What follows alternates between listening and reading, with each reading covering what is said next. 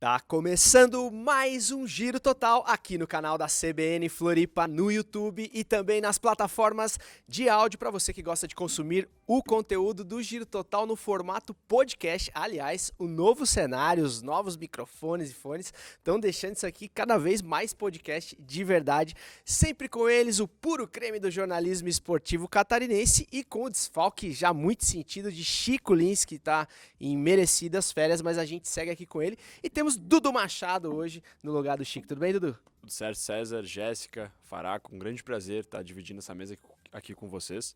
E vamos aí bater um papo, porque tem bastante assunto pra gente abordar. Show de bola, muitos assuntos legais pra gente abordar. Tá sentindo a responsa de substituir o Chico aí, cara? É um peso na camisa, né?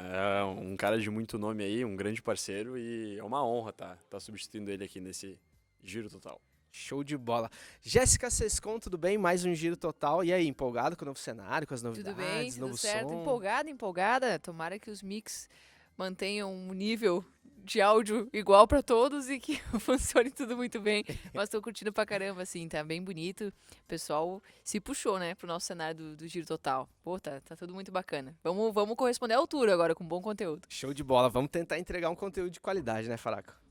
Eu tô ouvindo vocês assim meio estranho, mas tá tudo, tá tudo certo. Se eu começar a gritar um pouquinho mais aqui, Eu já fui Também mais tá tudo comedido certo. na abertura. mas aqui. eu fico satisfeito que o Chico foi substituído por um messista, né? Então tá tudo sim, em sim. casa. Né? Tá tudo em casa. Não, ele já Chico, deixou. eu vou feliz. defender aqui, vou defender o Messi aqui. Ele já deixou o substituto pontual aqui. Então vamos dar início nos trabalhos do Giro Total e chamar aquele claque tradicional do Vamos Faracão. lá, para a vinheta.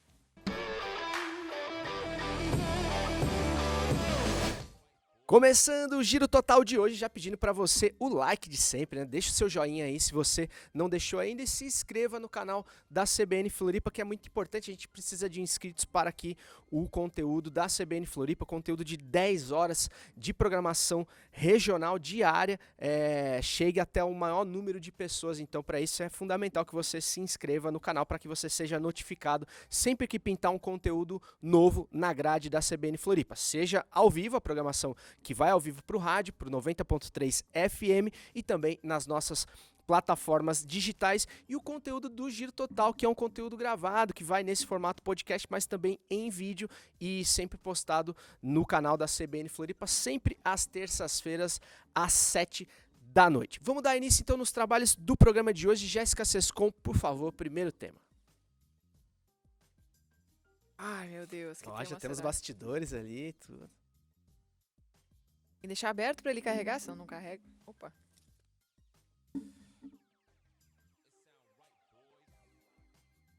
Segue o líder? O mau comportamento de atletas no Brasil em relação à arbitragem é cultural ou estimulado pelos nossos treinadores? Jéssica, esse tema ele foi inspirado muito no comportamento do seu Mano Menezes. Ontem a gente está gravando no day after do jogo do Avaí contra o Internacional de Porto Alegre e realmente o comportamento do Mano Menezes à beira do gramado é algo assim absolutamente irritante, assim, é impressionante como ele interage de maneira negativa com a arbitragem durante todo o jogo. E eu fico pensando que tem outros exemplos e que isso pode afetar ou não os jogadores, né? A gente fala muito de comportamento de jogador também, eu queria saber o que tu acha sobre isso, cara. Eu acho que quando o treinador é jovem ou está iniciando essa carreira, não jovem só de idade, mas iniciando esse caminho, é até natural que ele dê alguns deslizes, porque ele está ainda pegando a cancha do negócio. Agora, o Mano Menezes já treinou a seleção, né? É um treinador que ele deveria ter equilíbrio emocional e saber lidar com essas adversidades do jogo. Poxa, no jogo Avaí e Internacional, acho que não era 10 minutos de jogo, tinha uma reclamação enorme sobre todas as marcações da Edna. Lateral, escanteio, falta, o que ela tivesse que marcar, era uma chuva de reclamação. E isso afetou o jogo, sabe? Faltas Afetou, comuns, bobas, qualquer tirou o lance, né? ritmo do jogo, talvez era uma estratégia de tirar o ritmo do jogo, de fazer o Avaí acalmar um pouco a velocidade que estava. Enfim, eu não sei se isso é de forma... Não é planejado, talvez, eu não sei se é uma instabilidade emocional, o que acontece, mas é muito chato. Chato pra quem assiste, chato pra arbitragem. Imagina tu trabalhar no meio de um fogo cruzado dessa maneira, né? Então e do Mano Menezes é um treinador que, com tudo que ele já tem de experiência, a gente não espera esse comportamento dele. Ele deveria dar o exemplo. Ele é o treinador que deveria dizer, gente, olha a minha história, sabe? Olha se eu vou fazer isso. Ele poderia ser esse cara, mas ele tá se comportando como se ele fosse um novato. A gente viu também, a gente acompanhou aqui de Santa Catarina, o Luan Carlos em alguns jogos pelo Brusque também, né? Se passando em vários jogos, correndo para comemorar o gol dentro do campo. Tudo bem que o Brusque precisava de mais aquele gol no finalzinho do jogo, mas não justifica, assim, na minha opinião não justifica, mas tudo bem. Acho que ele é um treinador jovem, tá iniciando agora essa carreira dele, então ele realmente deve estar ainda controlando essa emoção dele, só que ele não é um jogador, né? Ele é o treinador. E quando tu tá na posição de liderança, tu tem que dar esse exemplo. Então é difícil, né? É difícil o cara fazer isso 100% dos minutos da vida dele, ele tá sempre cuidando como é que ele vai reagir. Mas ele deveria tomar um cuidado maior. Porque naquele mesmo lance do Luan Carlos, tem um jogador que fala pra ele, cara, sai daqui, volta pro seu lugar. Poxa, O sabe? próprio jogador, O né? jogador falar isso pra Wallace. ele. Foi o Wallace. Pro treinador. Eu acho que é um pouco cultural, sim, mas é uma questão de respeito, né? Pô, respeito é a chave, acho que é a palavra-chave para esse assunto. Ô Faraco, e em cima disso que a Jéssica falou, você acha que o treinador ele tem a obrigação, sobretudo os mais experientes, né? Porque ela falou do Luan, o Luan ainda tem o advento da juventude a favor dele, né? Não é justificativa porque já é um adulto também, já sabe o que deve fazer ou não. Mas assim, no caso do Mano Menezes, você acha que ele tem que pensar só no time dele, no que vai beneficiar, ou ele tem a obrigação de colaborar para um melhor espetáculo? Pro andamento Eu acho que o Mano, a parte dele de competição inclui a arbitragem. Então, ele não vai passar nenhum jogo. O time dele compete contra o adversário e contra a arbitragem todo jogo, para tentar induzir as marcações, para tentar pressionar o árbitro do jogo o tempo inteiro. Eu vou citar um exemplo aqui que eu resgatei lá da Copa de 2010. Brasil e Holanda, quartas de final da Copa de 2010. A Holanda sabia que um dos componentes principais, aquele time da Holanda, ele é um time diferente das Holandas históricas de Copa do Mundo. Tanto é que no final da Copa, o jogador De Jong deu uma tesoura no peito do... Não me lembro agora o nome do jogador, o Xabi Alonso, né? Xabi Alonso. Deu uma voadora no peito do Xabi Alonso em plena final de Copa do Mundo. Então era um time da Holanda que passava um pouquinho do ponto e que tentava induzir a arbitragem. do futebol total. Quando começou o jogo, me lembro muito bem, quando começou o jogo, toda a marcação da arbitragem, os holandeses gritavam muito alto. Eles pressionavam muito a arbitragem. E o Brasil não soube lidar com aquilo e explodiu na expulsão do Felipe Melo no segundo tempo. Mas assim, o Brasil passou a ficar irritado com aquilo, não sabendo lidar com aquilo, passou a tomar os cartões, se perdeu no jogo. Então a estratégia da Holanda deu certo. O Inter utiliza esse artifício dentro dos jogos do brasileiro. Então não foi no jogo contra o Avaí. Nos jogos do brasileiro, o Inter pressiona o tempo inteiro a arbitragem. E é o Mano Menezes. Então, é isso, é o perfil dele. Tá certo? Eu acho que até um ponto vale. Até um ponto vale. Agora, o Mano Menezes é muito chato, né? Vou dar um aqui de Milton Leite. Milton Leite, É o né? Milton Leite. Um microfone com a câmera desligada, mas captando. Rogério Ceni. O Mano Menezes Cara, muito. Impressionante como ele é chato, cara. Impressionante. Dudu, você é um cara que acompanha os jogos do Inter, tava na ressacada ontem. É um perfil que se repete jogo após jogo, né? Mesmo quando o Inter tem uma superioridade técnica, assim, realmente é um modus de agir do Mano Menezes, mas ele também não é o único, né? Você vê grandes treinadores como o próprio Abel Ferreira, que também tem um comportamento contestável à beira do campo. Exato, mas eu acho que eu vou por outro ponto. Eu acho que isso é algo mais cultural até. Vamos pegar exemplos de Premier League, La Liga, ligas europeias. O árbitro vai pro VAR, nenhum jogador chega perto. O árbitro toma uma decisão, o jogador respeita a decisão. Daí tu pega o futebol europeu, o futebol argentino, o futebol uruguaio, o próprio futebol brasileiro também. Isso é muito diferente, né? A gente vê o árbitro indo analisar o lance no VAR, rodado de jogador botando a mão na cara de árbitro. Então acho que isso é algo muito cultural. Mas com certeza, o Mano Menezes tem isso e eu concordo com o Faraco quando ele diz que o Inter, antes de enfrentar o seu adversário, também enfrenta o árbitro, né? Eu acho que isso aí é do Mano, dele querer entrar na cabeça do árbitro. Às vezes é um árbitro mais jovem, já pesa, o árbitro já fica mais... Pressionado, exatamente. Então, isso eu acho que é algo dele. Não estou sendo favorável, sou contrário a isso. Mas eu acho que isso é algo muito cultural do futebol brasileiro, enraizado no futebol brasileiro. Acho que só para deixar claro, eu acho que é válido até certo ponto do seguinte sentido. você ser muito passivo dentro de campo Também. com as decisões da É, arbitragem, também não acho, dá. também acho. Porque aí o adversário não vai ser passivo o tempo inteiro. Então eu acho que você tem que estar sempre com... É um jogo, é um duelo Isso, psicológico. tem que estar ali, né? sempre atento ao que está acontecendo. Mas cabe um bom senso, né? Agora, eu acho que se a gente Extrapola o entrar num limite um pouco, acordão para fazer igual a Premier League, eu sou totalmente a favor. Assim, ó, vamos respeitar o árbitro, vamos respeitar o público, vamos respeitar o jogo. Ok, sou totalmente a favor. Mas aí tem que ser aquele acordão, né? Que eu acho que nunca vai sair aqui no futebol Não, e brasileiro. por isso que eu toco no ponto do cultural, porque eu acho que isso aí nunca vai existir no futebol brasileiro também, entendeu? E eu acho que isso aí também, existe o momento que se extrapola esse ponto. A Edna é uma árbitra mulher, não é muito comum a gente ver mulheres apitando futebol. Então ontem, olhando o estádio, olhando a partida da arquibancada, eu vi alguns lances de jogadores do Inter indo reclamar e se impondo até assim sobre ela. Fisicamente também. E daí já vai para todo um rolê também de machismo e tudo mais, que é outra linha, mas que também está muito relacionada a isso, certo?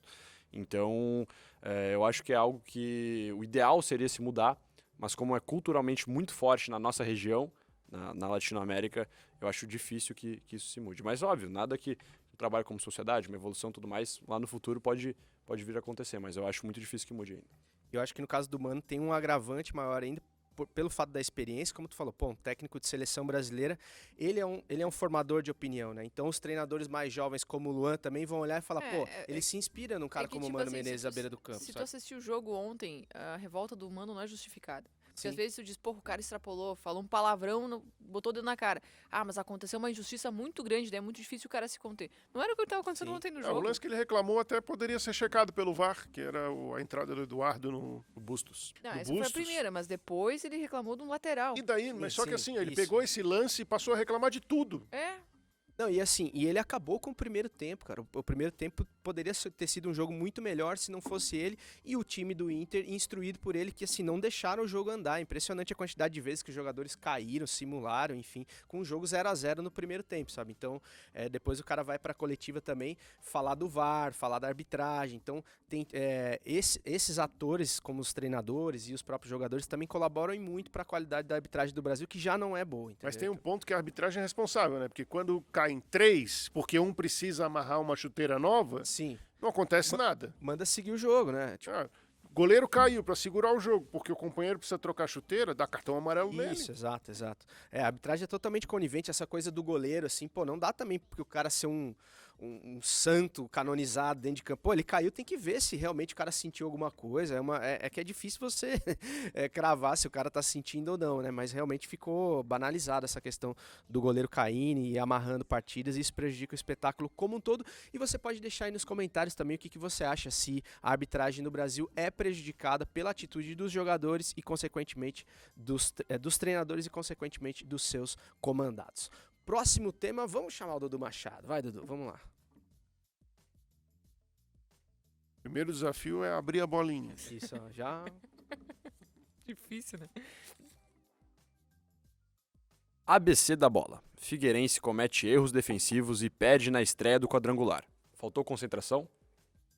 O Figueirense cometeu alguns erros defensivos. Eu tava vendo seu Twitter, Jéssica, eu me lembrei que você fez alguns comentários sobre o sistema defensivo, tomar gol de lateral, aquela coisa toda. Isso é uma questão de falta de concentração? Eu acho que é falta de preparação um pouco, sabe? Também mental, né? Primeiro que naquele momento em que o Figueirense tomou o primeiro gol, que era... foi depois que... O Figueirense começou muito bem o jogo, e aí teve um momento da partida em que o ABC conseguiu se impor pelo lado esquerdo, e o Figueirense não conseguiu mais sair do seu campo. Foram uns 4 ou 5 minutos de ABC rondando a área.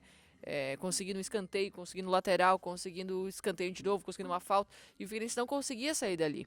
Poxa, nessa altura do campeonato, na segunda fase de uma Série C, de um time que já conseguiu passar por tantas adversidades no ano, já tinha que ter um pouquinho mais de sabedoria, no momento, eles estão abafando, tá ruim, a gente não tá conseguindo sair, dá um balão, sai, tira a bola dali. Aí ficou cedendo escanteio, ficou cedendo lateral. Mas mesmo assim não justifica tomar um gol de lateral, né? Pra mim, o gol de lateral é um dos maiores absurdos que podem existir. Deixa qualquer torcedor. Porque a bola ela não vem em profissional, velocidade, assim, né? Por mais que o cara tenha muita força pra jogar, ele não vai jogar com a velocidade de uma bola rolando, de uma bola parada, que tu cobra com o pé, né? Com a perna. Então, teoricamente, o zagueiro que é muito mais alto deveria ganhar essa bola aérea. E foram 2 cabeçadas, né? O cara deu a casquinha no primeiro pau pro cara no segundo pau vir e fazer o gol. Então, acho que faltou sim também concentração, mas faltou, pô, um ímpeto diferente do Figueirense. Um time que entra mais aguerrido num jogo desses, jamais ia se permitir tomar um gol dessa maneira, sabe? Eu acho que faltou muito disso. Mas é claro que tem explicações táticas também, né? Um Zé Mário que não estava conseguindo fazer a cobertura, o Berdan por ali não estava conseguindo suprir as carências do Zé Mário de fazer essa linha de marcação, né? O ponta direita do ABC. Inclusive, é o Maurício tem que sair na do Zé Mário ali, né? E dar o bote o errado. que é natural o zagueiro sair, mas ele tem que acertar o bote, né? Então eu acho que faltou esse lado esquerdo da defesa do Figueirense. Estava com um problema gigantesco que não foi corrigido. Contou com a sorte que teve a saída do Fábio Lima no intervalo, e aí o ABC perdeu esse ponta direita que estava jogando muito bem, e aí naturalmente com 2-0 no placar naquela altura, o ABC baixou suas linhas e deixou o Figueirense jogar. Foi por isso que o Figueirense melhorou, porque o Zé Mário estava fisicamente nessa partida muito abaixo, sei da importância dele pro Figueirense, sei que ele é um dos caras de confiança do Júnior Rocha, mas nessa partida ele estava muito abaixo e comprometeu bastante o Figueirense. E comprometeu também as pretensões do Figueirense pro campeonato, né, Dudu? Porque é uma largada num quadrangular final ali com derrota. É claro que o jogo fora de casa tem uma margem de erro maior, assim, né? Mas a gente esperava, né, que o Figueirense, depois da vitória sobre o mesmo ABC aqui no Scarpelli, voltasse pelo menos com um ponto lá de Natal, né? O Figueira vinha de 6 partidas sem perder, né? E uma derrota logo no início de quadrangular. Óbvio que é um baque forte para a equipe. Mas agora tem 2 jogos em casa e o Scarpelli acho que vem sendo a peça-chave do Figueirense nessa atual temporada, né? 76% de aproveitamento dentro de casa, então agora vai contar aí muito com esse fator para tentar reverter essa situação e buscar a vitória contra Vitória e Paysandu dentro do Scarpelli, né? Mas quanto a essa partida, o lado esquerdo do Figueira também senti muita falta de mais imposição física ali nessa região do campo e tomar um gol de lateral deixa qualquer torcedor e o treinador também, imagino que o Júnior Rocha vá organizar isso aí novamente e nos treinamentos para mudar isso, né? Mas, enfim, um resultado ruim para o Figueira, que tentava no mínimo um ponto para trazer de volta aqui para Florianópolis. Mas agora é bola para frente e buscar essas 2 vitórias em casa, que eu acho que são completamente viáveis, e contar com o apoio da torcida também, que vem sendo fundamental nessa trajetória do Figueira na Série C. Com certeza, a torcida é fundamental. Faraco, além da falta de concentração que a gente falou e tal, você acredita que essa mexida, por exemplo, no meio campo ali, a saída do Léo Arthur, a entrada do... Foi o Moacir que foi na do... Moacir. Isso. Tenha deixado o time mais vulnerável, enfim, porque não era pra ser, né? Não, eu acho que não foi porque o Moacir entrou, porque o Moacir trouxe mais marcação, trouxe até, em tese, um meio de campo mais equilibrado, mas não funcionou em campo. Eu acho que o Figueirense entrou desligado no jogo, na missão do jogo, de decidir. Porque essa fase ela é muito rápida, são 6 jogos e são 6 decisões. E o Figueirense jogou a primeira partida como se fosse uma partida igual às outras 19 da primeira fase. E esse foi o grande erro do Figueirense para mim. Claro, o time teve desequilibrado, teve espaçado, foram vários erros pequenos, mas que tornaram o Figueirense um time com brechas enormes para que o ABC construísse a vitória que ele construiu.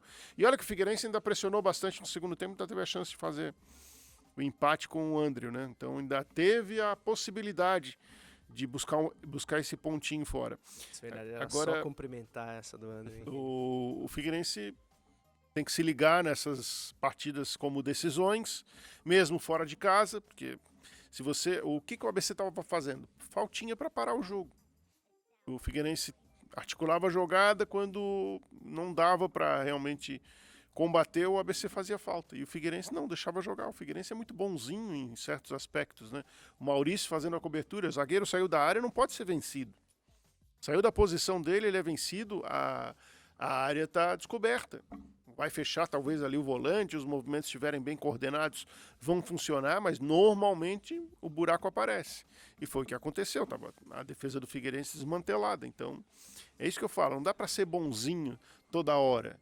Tem hora que puxa a camisa, faz a falta, vai levar o cartão, segura o jogador, mas tem que fazer. Gol, né? O segundo gol principalmente. Então, eu acho que o Figueirense faltou esse espírito no Figueirense, entender o tamanho do jogo e o momento da competição.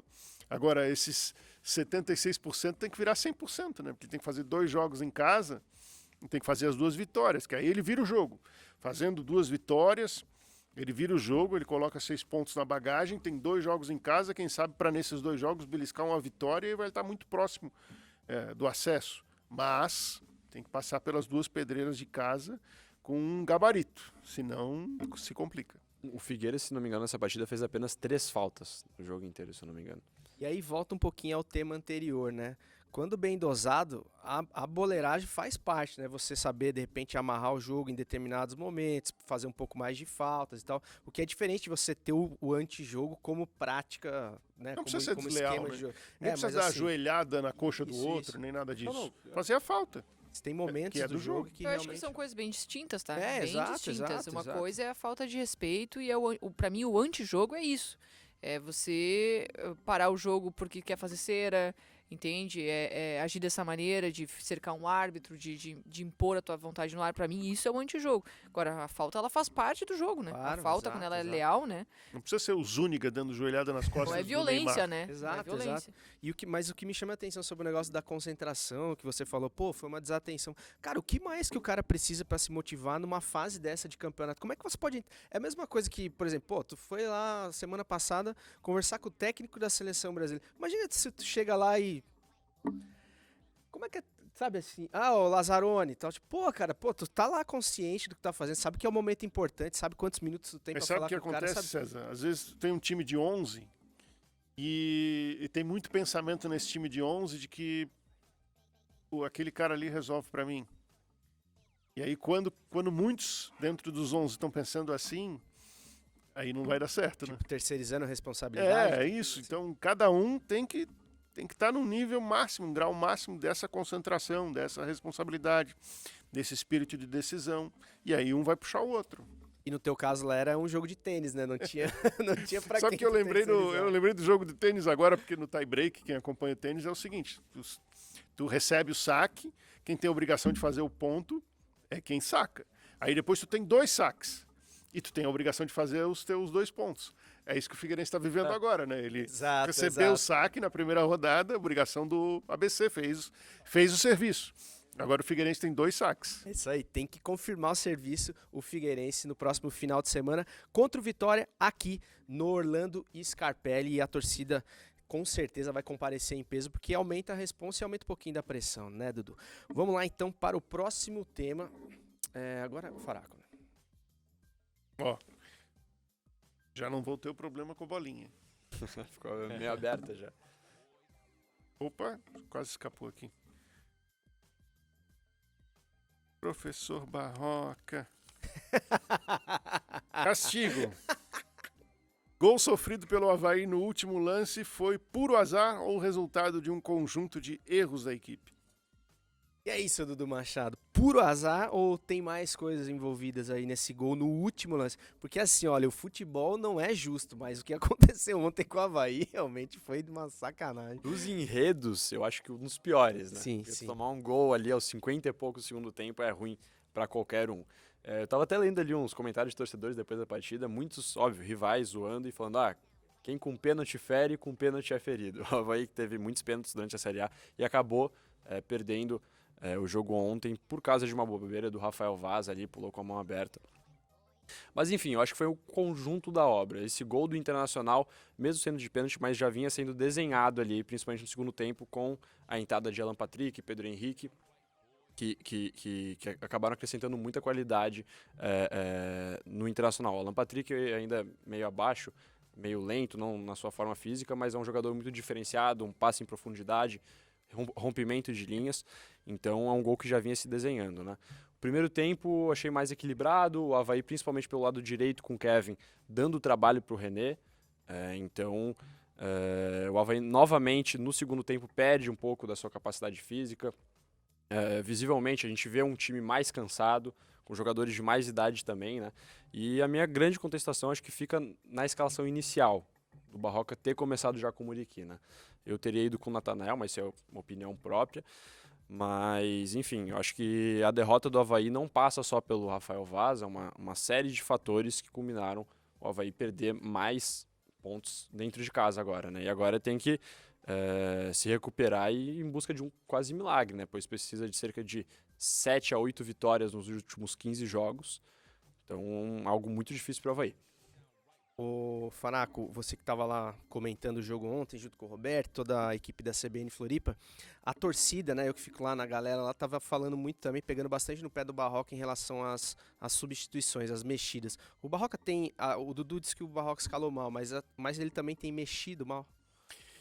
Ele tem um delayzinho na mexida. Na hora de devolver a intensidade ao time, ele espera aqueles minutos a mais que às vezes ferem o Avaí. E ontem aconteceu, né? Os minutos a mais que o Muriqui ficou em campo, os minutos a mais que o Bruno Silva ficou em campo. Então ali, nitidamente, a gente observa, a gente conhece as reações dos jogadores. Nitidamente o Muriqui cansou e ficou um pouquinho a mais do que deveria em campo. Bruno Silva muito. E lembrar o seguinte, o primeiro tempo foi jogado com chuva o tempo inteiro. Não era aquela chuva torrencial, mas era uma chuva... Aquele sprayzinho, né? Que era a chuva de sempre, que vai enchendo, que o gramado vai ficando encharcado. Então isso desgasta mais os jogadores. E o Barroca demorou para perceber, mais uma vez, que ele precisava devolver o ritmo, a intensidade, a rotação ao time do Avaí, a pegada, fechar os espaços no meio de campo. E aí entraram Edenilson, Alan Patrick, os caras viram aquele latifúndio todo para jogar. Pedro Henrique botando uma correria ali. Já o Wanderson estava fazendo ali em cima do Thales, né, que entrou muito mal no jogo. Muito mal. Thales, que eu vi nesse jogo, não tem noção de marcação, tá? Aí é problema. Porque o lateral tem que saber marcar. Primeiro a missão dele é marcar. O Kevin é uma coisa, o Thales foi outra coisa completamente diferente. Então, complicou já o Avaí a partir do intervalo e a volta do Thales no lugar do Kevin. Mas acho que o Barroca demorou. E eu tava brincando com o meme, né, que roda aí do professor Barroca. Uhum. Pô, depois Batman e Robin? não, outro. depois que criaram esse meme do professor Barroca, as coisas não deram mais certo. Eu acho que, se eu não me engano, o Avaí ganhou só mais um jogo depois que fizeram essa dança. O jogo foi contra o Santos. A letra da música fala justamente sobre ele ser ofensivo. Não sei. Ganhar a partida, isso, botar o isso. adversário na roda. Ô, Jéssica, você também falou dessa demora um pouco para o aumento da intensidade, né, no time do Barroca, né? Tem como fazer isso? César, acho que a gente deve ter comentado no último Giro Total, porque eu venho falando isso já há algumas semanas, da incapacidade do Avaí em sustentar o seu próprio jogo, né? O Avaí tem um plano de jogo que ele mesmo não consegue sustentar. E ele tá perdendo por conta disso. Por isso que ele tá perdendo jogos, ou deixando pontos para trás, ou tomando gol na segunda etapa, porque ele não tem como dar conta da própria ideia, que ele mesmo montou. A ideia que o Barroca montou. E isso foi algo que eu questionei, inclusive, o Jorge Macedo no debate diário, quando ele foi entrevistado por nós na semana passada, se esses reforços que estavam vindo para o Avaí, eles eram reforços para entregar para o Avaí o que o Avaí estava precisando, né? Que é mais intensidade. E ele falou com algumas palavras, com outras palavras, que sim, que era pensando nesse modelo de jogo. Mas a verdade é que o Avaí não consegue dar conta desse jogo que ele faz. E mesmo já tendo mudado um pouco sua convicção, em algumas partidas, nas últimas partidas do Avaí, dá pra notar que o Barroca, a partir dos 20, 25 minutos, ele baixa as linhas do próprio Avaí, já muda um pouco o sistema, não o sistema de formatação, mas muda essa ideia, a marcação já não pressiona tanto assim, para poder ter fôlego para aguentar pelo menos os 45 minutos, né? Ainda assim, na segunda etapa é pouco. O time não consegue, já volta para o segundo tempo contra intensidade, passa 10 minutos da primeira etapa, o Avaí já morre em campo e começa a ceder o principal setor do campo, que é o meio. Né? Quando o adversário encontra espaços pelo meio campo do Avaí, é porque ou tem gente mal posicionada, ou porque tem alguém muito cansado que não consegue correr. E é essa leitura que o técnico tem que fazer. Ele tem o dever de fazer essa leitura e corrigir a tempo. No momento que o Avaí começa a perder esse meio, perder essa sustentação, essa marcação forte, esse ímpeto, eram ainda 15 minutos da segunda etapa, era muito cedo, tinha que fazer uma substituição. Não importa se é cedo demais, se vai tirar o Bruno Silva, que é a alma do time, o Ranieri, que é um cara muito importante pro time, precisa mudar, precisa fazer algo. Ou, tá difícil assim. Não sei, coloca um homem a mais por ali, tira um atacante e bota mais um meia, ou alinha os volantes, alguma alternativa ele tem que ter, né? Mas se a gente, por exemplo, ontem com 0-0, o Avaí precisando ganhar o jogo, se ele tira, sei lá, o Guerreiro e bota mais um volante ali, a gente não ia cair de pau também? Eu não acho que ele teria que tirar o Guerreiro, botar o volante, ele poderia ter tirado o Guerreiro e botado o Jean-Pierre, que foi o que ele fez, só que ele já tinha tirado o Eduardo. né? Então, talvez ele tem que... Eu tô trazendo aqui algumas alternativas que ele poderia ter escolhido. Claro que ele que vai saber qual é melhor, porque ele tem um time na mão dele. Só que eu só sei que esse jogo do Avaí, ele se esgotou. Ele não tem mais o que extrair. Não tem como... diferente da gente dizer, esse time ele ainda vai performar. Não, o Avaí não consegue. O desenvolvimento do Avaí tá caindo a cada jogo. Ou seja, já atingiu o seu máximo e agora tá numa decrescente. Então é a hora dele mudar essa convicção, porque essa não tá dando certo. Acho que ok ele querer esse jogo de bravura, esse jogo agressivo, de coragem, mas o Avaí consegue comportar? Eu não vejo o Avaí conseguindo comportar esse jogo. E sobre o Guerreiro ainda, vocês teriam tirado o Guerreiro naquele momento? Ele saiu meio chateadão e tal, como se tivesse falando assim, pô, eu tava esperando a chance pra poder fazer o gol e tal. Ou... Talvez tivesse tirado, mas não tava jogando nada também. Claro que ia ficar sempre aquela esperança de um lance, de um passe do Jean-Pierre, que ele tem inteligência no deslocamento, mas não conseguiu dominar uma bola. Aquele ponto forte do Guerreiro de dominar, levar pancada aqui, segurar. a gente não viu, né? Em nenhum momento se atrapalhando com a bola. E ele teve uma grande chance no jogo, tá? Que foi uma bola dentro da área, com 4 zagueiros em volta, que ele girou para a perna esquerda, mandou lá na lateral. Não acertou nem a casinha do... Teve o carrinho ali, que ele chegou um pouquinho atrasado também, né? A bola cruzou. César, eu não teria nem escalado ele. Eu acho que hoje Você acha que o Guerreiro atrapalha o Bissoli? eu acho que ele atrapalha o jogo do Avaí, tá? Mas eu não acho que é o principal problema. Não é ali que tá o problema do Avaí, tira o Guerreiro que vai resolver. Não, o problema do Avaí tá no meio campo. Mas o que justifica hoje a escalação do Guerreiro é a esperança de algo que ele já entregou um dia na vida dele. E que no Avaí ele não entregou e que no Internacional ele já não estava entregando. Então, o que sustenta hoje ele no Avaí? A esperança de que um dia ele vai fazer algum lance... Né? E o nome? E aí o que acontece? Deslocou um Bissoli para poder encaixar um Guerreiro que não tem nada a ver com esse jogo do Avaí, que é um jogo de operários. Tem que ser um jogo de operários para conseguir sobreviver no Brasileirão. Onde é que entra o Guerreiro nesse jogo? Não tem perfil nenhum para esse time. Mas enfim, o torcedor vai ficar bravo de ouvir isso, mas é a verdade. Cara, só que é isso. Trouxe o pacotão, agora tem que usar. Vai deixar o Guerreiro no banco, no jogo em casa, precisando ganhar. Mas é isso. Para um time de operários, realmente fica difícil ver ele colaborando tanto. Né? O Eduardo estava lembrando uma coisa hoje no almoço, que é o seguinte: o Avaí trouxe, antes do Guerreiro, o Natan, que é centroavante. Veio lá do futebol da Espanha, formado no Corinthians. Então não planejou nada, né? Porque tinha o Bissoli de centroavante, trouxe o Natan e daqui a pouco veio o Guerreiro. O Natan não vai jogar isso aí. Sim. E um Bissoli entregando gols, né? Porque se não tivesse fazendo gol, era uma coisa, entregando né? coletivamente. Também. Esse é o ponto. Exato. Se tivesse que contratar, se hoje eu fosse gestor de futebol do Avaí, me botasse, tem que trazer nomes. Eu traria primeiro meio campo, depois zaga. O ataque, eu acho que era o menos importante dos setores do Avaí no momento. Pois tem o Bissoli, que estava entregando muitos gols, um dos artilheiros, e o Potker também. E assim, e contra o Internacional, que é um clube, é um time de transição rápida, ofensivo, o Internacional é um dos times que menos precisa de passes para fazer um gol.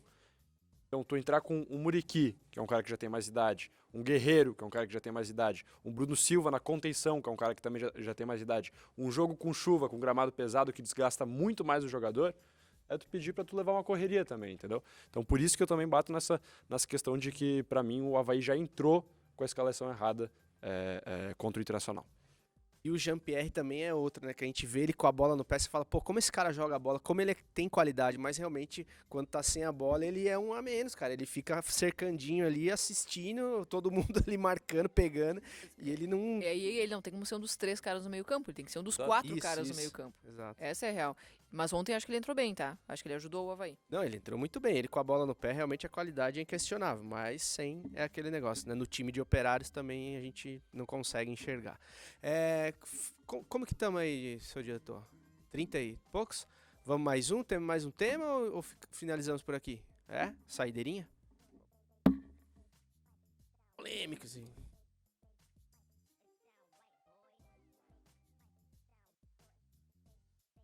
CBF vai propor perda de pontos em caso de racismo a partir de 2023. Comentem, o que vocês acham dessa iniciativa que pode se tornar real a partir da temporada que vem? Tem que ser. A gente já falou desse tema aqui outras vezes. A gente só viu isso acontecer uma vez, que foi na Copa do Brasil de 2015, talvez. Não me lembro. Foi contra o caso do Grêmio, Grêmio? né? Que foi o caso do Grêmio com a Aranha. E nunca mais aconteceu. Nunca mais aconteceu. E foi a única punição que eu vi todo mundo impactar e realmente pensar 2 vezes antes de fazer uma bobagem.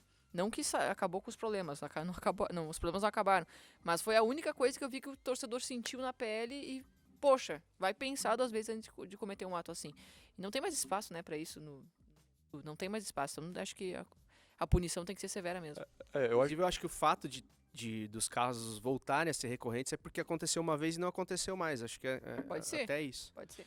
O ideal não teria nem que ser assim, o torcedor pensar assim, vou cometer, não, porque vai prejudicar meu clube. No mundo ideal isso aí não deveria nem existir, né? Que o racismo, a homofobia é um tumor da sociedade, né?